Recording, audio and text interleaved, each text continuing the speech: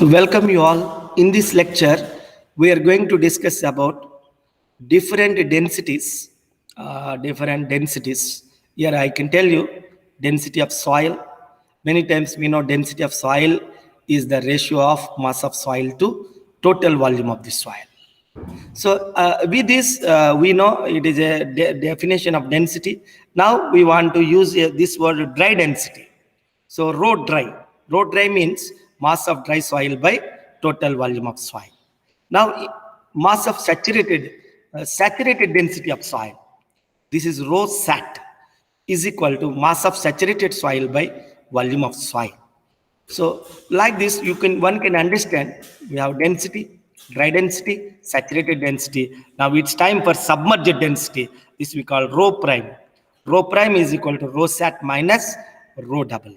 Rho sat, saturated density minus density of water.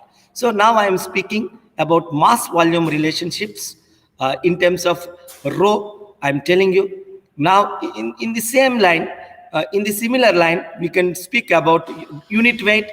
Unit weight is equal, gamma is equal to weight of the soil by volume of the soil. Similarly, you can speak dry unit weight, weight of dry soil by volume of soil, saturated unit weight, but this time I am writing gamma. Gamma sat is equal to W sat by V gamma submerged. Gamma submerged is equal to gamma sat minus gamma W. So as we know, W is equal to mg. W is equal to mg, where g is acceleration due to gravity. So now we are going to discuss one more important property of soil, fundamental property of soil, that is water content. So in fact, water content, the test we use it to conduct in laboratory by using a woven drying method. So how we are determining water content of the soil by woven drying method. Here you see water content by definition, mass of water present in soil by mass of dry soil into 100. So in fact, here you see how to get mass of water present in soil.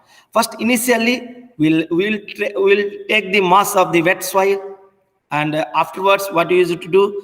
We use to keep the specimen in oven for a period of 24 hours at a temperature we will maintain 105 degrees Celsius. So once the soil is dried for 24 hours, we are getting the mass now. Once again, we have to take the mass. Now that is MD. Now I want actually mass of water. How to get mass of water? Now mass of wet soil minus mass of dry soil divided by mass of dry soil. So this is the way we use it to calculate water content of soil, which is a very important property of soil. In fact, it is the